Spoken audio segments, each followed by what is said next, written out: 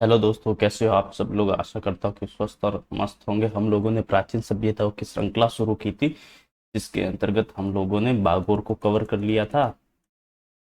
बागोर के बाद तिलवाड़ा, जो कि एक अच्छी सभ्यता आती है, बड़ी सभ्यता आती है, पाषाण काल की सभ्यता आती है, उसको भी हमने कवर किया। उसके बाद हमने कवर किया है कालीबंगा सभ्यता को। कालीबंगा सभ्यता के बाद हमने आहट सभ्यता को भी कवर करने का प्रयास किया है। इसी श्रृंखला में आज हम लोग जो सभ्यता कवर करेंगे, उनमें एक का नाम आता है पीली सभ्यता और रंगमहल सभ्यता। क्या नाम है? पीली और रंगमहल सभ्यता। ये दोनों सभ्यता वैसे तो हनुमानगढ़ जिले की है, लेकिन यहाँ से कुछ इम्पोर्टेंट सी बातें आ जाती है, जिनको हम आज कवर करने का प्रयास करेंगे। तो चलिए दोस्तों, सबसे पहले मैं नाम लिख देता हूँ। सबसे पहले हम शुरू करेंगे पीलीबंगा सभ्यता।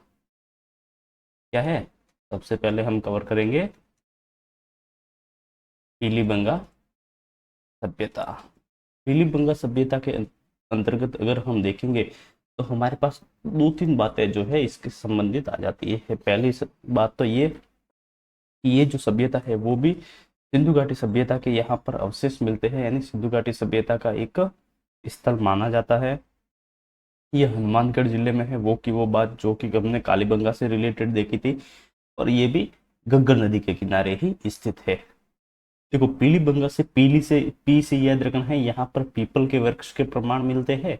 और आपने अगर प्राचीन समय में वो रामदेव जी की मूवी देखी रहेगी, तो पीपल के वृक्ष के नीचे एक घड़ा मिलता है, तो यहाँ पर भी घड़े के अवशेष मिलते हैं। और ये रामदेव जी से रिलेटेड हमने किया है, तो यहाँ पर रामदेव जी के मंदिर का भी अवशेष मिलता है। तो ये जो बातें हैं वो पीलीबंगा से संबंधित है। तो चलिए हम लोग एक एक करके लिखने का प्रयास करते हैं। देखो, सबसे पहली बात कि पीलीबंगा सभ्यता कहाँ स्थित है, तो कहाँ से क्या हमारा क्या आंसर बन जाएगा। कहाँ से स्थित है, तो इसका मतलब ये कोई जगह का नाम पूछ रहा है। तो ये जो पीलीबंगा सभ्यता है वो आती है हनुमानगढ़ जिले में। कहाँ पड़ती है? हनुमानगढ़ जिले में। और अगर हम नदी की बात करेंगे, तो ये नदी आ जाएगी घग्गर नदी के किनारे स्थित है। कौन सी नदी है? घग्गर नदी के किनारे ये सभ्यता स्थित है। यहाँ पर किस चीज की, मतलब कौन सी सभ्यता के अवशेष प्राप्त होते हैं, तो यहाँ पर सिंधु घाटी सभ्यता के अवशेष हमें मिलते हैं। सिंधु घाटी सभ्यता के जो अवशेष है वो इस सभ्यता से हमें प्राप्त होते हैं। फिर यहाँ से हमें क्या क्या चीजें मिली है, उनके ऊपर अगर हम एक दृष्टि डालेंगे, तो देखो, पीली से हमें याद रखना है, यहाँ पीपल के वृक्ष के प्रमाण मिलते हैं। क्या मिलते हैं? पीपल के वृक्ष का प्रमाण हमें पीलीबंगा सभ्यता से ही मिलता है। और अगर आप इतिहास में जाएंगे, या मतलब पीछे आपने जो रामदेव जी की जो स्टोरी आती है वो अगर आपने देखी होगी, तो पीपल के वृक्ष के नीचे ही हमें क्या मिलता है? पीपल के वृक्ष के नीचे ही हमें घड़ा मिलता है। तो विशेष प्रकार का जो घड़ा है वो भी हमें पीलीबंगा सभ्यता से ही मिला है। और हमने इसको किससे रिलेटेड किया है? हमने इससे रामदेव जी से रिलेटेड किया है। तो बाबा रामदेव जी का जो मंदिर है वो भी इसी के किनारे मिला था। बाबा रामदेव जी का मंदिर के अवशेष है, वो भी हमें पीलीबंगा सभ्यता से ही मिलते हैं। तो इस प्रकार से हमारी जो पीलीबंगा सभ्यता है उससे संबंधित इतने ही बातें आती। कौन कौन सी बातें आती है, तो एक बार वापस रिपीट कर देते हैं। पीलीबंगा सभ्यता हनुमानगढ़ जिले में स्थित है, घग्गर नदी के किनारे स्थित है। जो कि देखो, बंगा से रिलेटेड कालीबंगा वाली वो की वो चीजें यहाँ पर हो जाएगी। और सिंधु घाटी सभ्यता के अवशेष भी यहाँ पर मिलते हैं। मुख्य रूप से बात करें यहाँ पर क्या क्या प्रमाण मिलते हैं, तो पीपल के वृक्ष के प्रमाण मिलते हैं, यानी पीपल का वृक्ष के यहाँ पर होने के हमें प्रमाण मिलते हैं। उसी के मतलब एक प्रकार से विशेष प्रकार का जो कड़ा है वो भी यहाँ पर मिलता है। और जो बाबा रामदेव जी का मंदिर के अवशेष है वो भी यहाँ पर हमें देखने को मिलते हैं। तो ये बातें आप ध्यान में रखिएगा। तो चलते हैं अब आगे। दोस्तों अब हम अगली सभ्यता की तरफ बढ़ते हैं, जिसका नाम आता है रंगमहल सभ्यता। कौन सी सभ्यता है? जिसका नाम है रंगमहल सभ्यता। अगर इस सभ्यता की अगर मैं बात करूं तो दो बात तो सेम है, जो कि कालीबंगा से रिलेटेड है, क्योंकि ये भी हनुमानगढ़ जिले में ही ये सभ्यता आती है, और ये भी घग्गर नदी के किनारे ही बसी हुई सभ्यता है, या घग्गर नदी, या इसका प्राचीन नाम मिलता है सरस्वती नदी। इसी के किनारे ये सभ्यता मिलती है। अगर हम बात करें तो इसका उत्खनन किसके द्वारा किया गया? देखो, वो जो पीलीबंगा सभ्यता है उसके उत्खननकर्ता का नाम हमें नहीं मिलता है, लेकिन जो रंगमहल सभ्यता है उसके उत्खननकर्ता का नाम हमें मिलता है। उत्खनन किसके द्वारा किया गया था? तो उत्खनन यहाँ पर जो करने वाले थे उनका नाम हमें मिलता है, एक स्वीडन का दल था। कहाँ का? जो स्वीडन देश है वहां का एक दल था, उसके द्वारा इस सभ्यता का जो है उत्खनन किया गया था। लेकिन इसका नेतृत्व, स्वीडन दल के नेतृत्व कौन कर रहा था इस स्वीडन दल का? तो डॉक्टर हन्ना रेड करके नाम मिलता है। क्या है? डॉक्टर हन्ना रेड के द्वारा इसका जो है निर्देशन किया गया था। तो हमने अभी तक रंगमहल सभ्यता के बारे में 3 बातें पढ़ी है। पहली बात है कि यह हनुमानगढ़ जिले में स्थित है। क्या देखा? कि यह हनुमानगढ़ जिले में स्थित है। आगे अगर हम और इस सभ्यता के बारे में डिटेल से देखें तो ये जो सभ्यता है रंगमहल सभ्यता, ये प्राचीन समय में जो यौध्य गणराज्य हुआ करते थे उसकी राजधानी माना जाता है। क्या माना जाता है इसे? यौध्य गणराज्य या फिर यौध्य जो जनपद है उसकी इसे राजधानी माना जाता है। कौन सी सभ्यता को? तो आंसर हो जाएगा रंगमहल सभ्यता को यौध्य जनपद की राजधानी माना जाता है। यहाँ पर किस किस सभ्यता के हमें अवशेष प्राप्त होते हैं? अगर हम अवशेष की बात करेंगे कि यहाँ पर किन किन सभ्यताओं के हमें जो अवशेष है वो प्राप्त हुए हैं, तो मैं नाम लिख देता हूँ अवशेष करके। तो यहाँ से जो अवशेष हमें प्राप्त हुए हैं वो 3 प्रकार के हमें जो है अवशेष यहाँ से मिलते हैं। यहाँ पर जो है सैंधव सभ्यता के भी अवशेष मिलते हैं, कुषाण काल के भी अवशेष मिलते हैं, और जो पूर्व गुप्तकालीन सभ्यता है यानी जो गुप्तों से जो पहले सभ्यता थी उसके भी हमें अवशेष मिलते हैं। तो अवशेष यहाँ पर किस किस के मिल रहे हैं? सैंधव सभ्यता यानी सिंधु घाटी सभ्यता के अवशेष हमें यहाँ से मिलते हैं। और हमने देखा कि यहाँ पर जो कुषाण कालीन सभ्यता है, कुषाण के टाइम पीरियड की जो सभ्यता है, कुषाण कालीन सभ्यता के भी यहाँ से हमें अवशेष मिलते हैं। और अगर हम देखेंगे तो यहाँ पर हमें एक और सभ्यता के अवशेष मिलते हैं जो कि गुप्तों से पहले की थी, यानी प्री गुप्त बोल सकते हो, या इसे ही बोलेंगे पूर्व गुप्तकालीन। क्या बोलेंगे? पूर्व गुप्तकालीन सभ्यता के हमें अवशेष मिलते हैं। तो रंगमहल सभ्यता से हमें 3 सभ्यताओं के अवशेष मिलते हैं। एक आती है सैंधव सभ्यता, एक आती है कुषाण कालीन सभ्यता, और एक आती है पूर्व गुप्तकालीन सभ्यता। तो इससे हमें किस किस प्रकार से, देखो कुषाण कालीन तो कनिष्क आ जाएगा, और वासुदेव के सिक्के भी यहाँ पर मिलते हैं। तो इस प्रकार से अब यहाँ पे सिक्के किस किस टाइप के मिलते हैं, तो सिक्कों की बात थोड़ी सी ज्यादा इंपॉर्टेंट हो जाती है। रंगमहल सभ्यता से जो सिक्के हैं वो कौन से जो सिक्के हैं हमें मिलते हैं। तो सिक्कों की अगर हम चर्चा कर रहे हैं तो यहाँ पर जो सिक्के मिलते हैं वो मुख्य रूप से 2 या 3 टाइप के मिलते हैं। किस किस काल के सिक्के मिलते हैं? एक तो जो वासुदेव है, वासुदेव के सिक्के हमें प्राप्त होते हैं।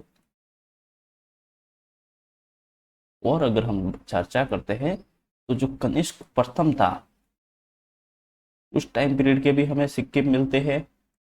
और अगर हम देखेंगे तो जो कनिष्क सेकंड हुआ था उसके टाइम पीरियड के भी हमें रंगमहल से सिक्के मिलते हैं। और अगर हम देखें तो एक नाम हमें मिलता है पंचमार्क सिक्के, यानी उस उन सिक्कों के ऊपर जो थप्पे लगे हुए उस टाइप के भी हमें मिलते हैं सिक्के।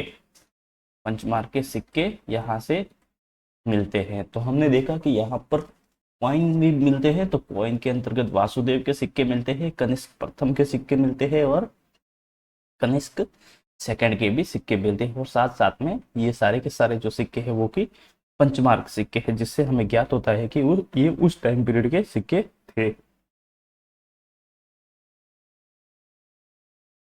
अगर हम और इस सभ्यता को अगर हम डिटेल में देखने का प्रयास करें तो यहाँ से हमें एक अलग चीज मिलती है। क्या अलग चीज मिलती है?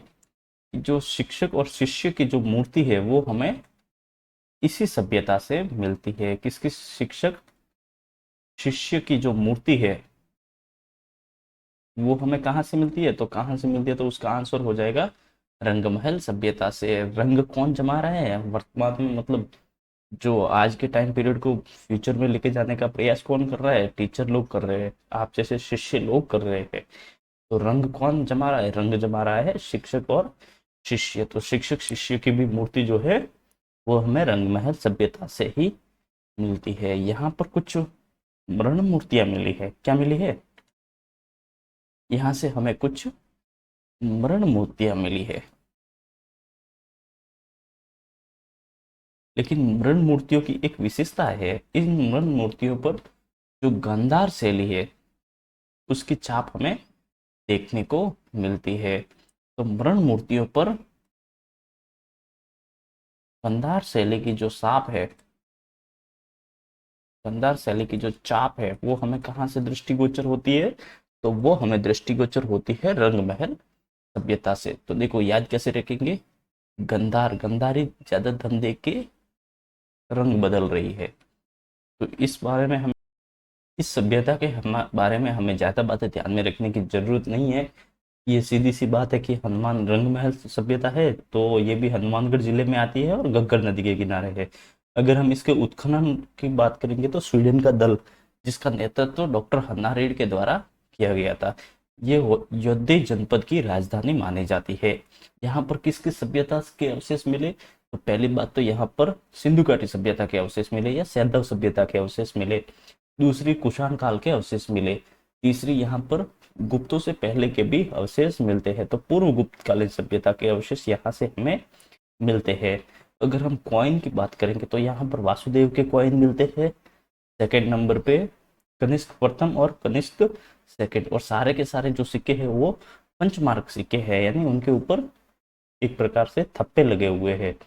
यहाँ पर रंग कौन जमा रहा है? तो रंग जमा रहा है शिक्षक और शिष्य। तो शिक्षक शिष्य की मूर्ति भी यहीं से मिलती है और गंधारी अपना रंग बदल रही है। तो मरण मूर्तियों के ऊपर गंधार शैली की जो चाप है वो भी हमें रंगमहल सभ्यता से ही मिलती है। इस प्रकार से जो है रंगमहल सभ्यता पूरी होती है। बढ़ते हैं एक और सभ्यता की तरफ। हाँ जी दोस्तों, तो अब हम एक और अगली सभ्यता की तरफ बढ़ते हैं जिसका नाम आता है सुनारी सभ्यता। क्या नाम है? अब हम सुनारी सभ्यता की तरफ आगे बढ़ते हैं। सुनारी सभ्यता को अगर हम नॉर्मल नॉर्मल में देखेंगे तो यहाँ से जो है ये सुनारी स्थान जो कि झुंझुनू में पड़ता है, इसका उत्खनन 1980-81 के आसपास राजस्थान पुरातत्व विभाग के द्वारा ये किया गया था। अगर यहाँ पे अवशेष की बात करेंगे तो संगू और कुषाण कालीन सभ्यता के यहाँ से अवशेष हमें मिलते हैं। और ये देखो नाम क्या है? सुनार। सुनार के पास सोना रहता है, लेकिन ये लोह कालीन सभ्यता है। लोह लोह युगीन प्रमुख सभ्यता का के अंतर्गत इसका जो है हमें नाम मिलता है। यहाँ पर लोहे की प्राचीनतम भट्टियां मिलती है। यहाँ तक कि एक मतलब वो लोहे से बना प्याला होता है ना, वो भी यहाँ से हमें मिलता है। तो इस प्रकार से सारे के सारे जो भी मतलब चीजें यहाँ से मिलती है, कटोरे मिलते हैं, भाले मिलते हैं, तीर कमान मिलते हैं, जितने भी मिलते हैं वो सारे के सारे नाम तो सोना है लेकिन है लोहे के। तो जो सुनारी सभ्यता है वो लोह युगीन सभ्यता का एक प्रमुख उदाहरण है। तो देखते हैं सबसे पहले ये जो सुनारी सभ्यता है ये कहाँ पड़ती है? तो आंसर हो जाएगा ये झुंझुनू में पड़ती है। और नदी का नाम तो वैसे कोई आता नहीं है, इसमें कोई नदी यहाँ पर हमें देखने को नहीं मिलती। अगर हम इसके उत्खनन की बात करेंगे, इसकी चर्चा करें, इस सभ्यता के, सुनारी सभ्यता के अगर हम उत्खनन की बात करें तो इसका उत्खनन किया जाता है राजस्थान पुरातत्व विभाग के द्वारा। किसके द्वारा? राजस्थान जो आर्कियोलॉजी डिपार्टमेंट है उसके द्वारा इस स्थल का जो है उत्खनन किया गया था। तो अब तक हमने सुनारी सभ्यता के बारे में दो बातें पढ़ी। एक पहली पढ़ी है कि ये झुंझुनू जिले में स्थित है और जो इसका उत्खनन है वो राजस्थान पुरातत्व विभाग के द्वारा किया गया था। अगर हम इसके बारे में अगली बात देखने का प्रयास करेंगे तो वो आ जाएगी कि यह जो सभ्यता है वो लौह युगीन सभ्यता है। कैसी है? यानी इस सभ्यता में जो है लौह उपकरणों के प्रयोग की जो संभावना है वो ज्यादा थी, यानी लोहे का उपयोग यहाँ पर किया जाता था प्रचुर मात्रा में। लौह युगीन सभ्यता के होने के प्रमाण क्या क्या मिलते हैं? अगर हम प्रमाणों की चर्चा करेंगे तो यहाँ से हमें लोहे गलाने की जो प्राचीनतम भट्टियां है, लोहे गलाने की हमें भट्टियों के यहाँ पर साक्ष्य मिलते हैं, जिससे यह सिद्ध होता है कि ये जो सभ्यता है वो लौह युगीन सभ्यता है। और अगर हमें क्या क्या है तो यहाँ से हमें लोहे का प्याला मिलता है। क्या मिलता है? प्याला मिलता है, जिससे ये सिद्ध होता है कि ये जो सभ्यता है वो लौह युगीन सभ्यता है। और अगर हम डिटेल में देखेंगे तो यहाँ से हमें जो लोहे के तीर मिलते हैं, लोहे के ही कमान मिलते हैं, लोहे के ही बाले मिलते हैं, यानी सारे के सारे जो भी औजार है वो सारे के सारे किससे बने हुए हैं? वो सारे के सारे बने हुए हैं लोहे से। तो ऐसा माना जाता है कि ये एक लौह युगीन सभ्यता है या लौह प्रधान सभ्यता मानी जाती है। कि यहाँ पर जो लोग हैं, यहाँ के जो लोग हैं, सुनारी सभ्यता के जो लोग थे वो लोहे का उपयोग करना जान गए थे। इस तरीके से यह हमें एक और साक्ष्य मिलते हैं। और अगर हम बात करें कि यहाँ पर किस किस सभ्यता के हमें अवशेष मिलते हैं, सभ्यताओं के अवशेष की बात करना जरूरी है, क्योंकि आजकल जो क्वेश्चंस का जो ट्रेंड है वो सीधा ऐसे ही पूछ लिया जाता है कि ये जो सभ्यता है उसके अवशेष हमें कहाँ से मिले हैं, या यहाँ से इस सभ्यता से हमें किस प्रकार के जो अवशेष है वो मिले हैं। तो अवशेष की बात करेंगे तो यहाँ पर हमें जो संगुकालीन सभ्यता है, संगुकालीन सभ्यता के हमें अवशेष मिलते हैं, और जो कुषाण कालीन सभ्यता है उसके भी हमें यहाँ से अवशेष मिलते हैं। तो इस तरीके से ये भी एक छोटी सी सभ्यता है जो समाप्त होती है। इसको आप याद कैसे रखेंगे? तो याद रखने के लिए देखो, याद कैसे रखेंगे कि सुनार के पास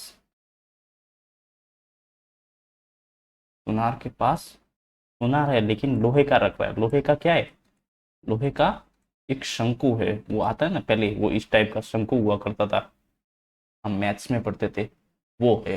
तो अगर आप ये एक लाइन याद रख लेते हैं तो ये सारी की जो सारी सभ्यता है वो समझ में आ जाएगी। देखो सुनार है, सुनार के पास लोहे यानी लोह प्रधान सभ्यता है, यानी सारे के सारी लोहे की चीजें यहाँ पर मिलती है। और शंकु देखो, सम से शंकुकालीन अवशेष और कु से कुशाणकालीन अवशेष। तो इस प्रकार से आपका सारा का सारा जो चीज है वो याद हो जाएगी। तो हमने क्या क्या देखा? हमने देखा है कि जो सुनारी सभ्यता है वो झुंझुनू जिले में स्थित है। यह इसका उत्खनन राजस्थान पुरातत्व विभाग के द्वारा किया गया। यह लोह युगीन सभ्यता है। लोहे गलाने की भट्टियां मिलती है, लोहे का प्याला मिलता है, लोहे के तीर कमान भाले कटोरे, वो सारे के सारे जो भी बर्तन वगैरह मिलते हैं वो सारे लोहे से बने हुए मिलते हैं। यहाँ पर अगर हम अवशेष की बात करेंगे, किस सभ्यता के अवशेष मिलते हैं, तो संगुकालीन सभ्यता के अवशेष मिलते हैं और कुषाणकालीन सभ्यता के अवशेष हमें मिलते हैं। देखो चीजें याद कैसे रखेंगे, तो याद देखो, ये सम और कु, तो शंकु कैसा है? लोहे का, यानी लोह युगीन सभ्यता है। किसके पास मिला है? तो सुनार के पास। इस तरीके से आप इसको याद रख सकते हैं। चलिए मैं फिलहाल तो इसको हटा देता हूँ। अगर दोस्तों मेहनत अच्छी लग रही है तो क्लास को लाइक कर दीजिएगा, शेयर कर दीजिएगा और चैनल को सब्सक्राइब करना ना भूले हैं। मिलते हैं अगली क्लास में, तब तक के लिए स्वस्थ रहिए, मस्त रहिए। धन्यवाद।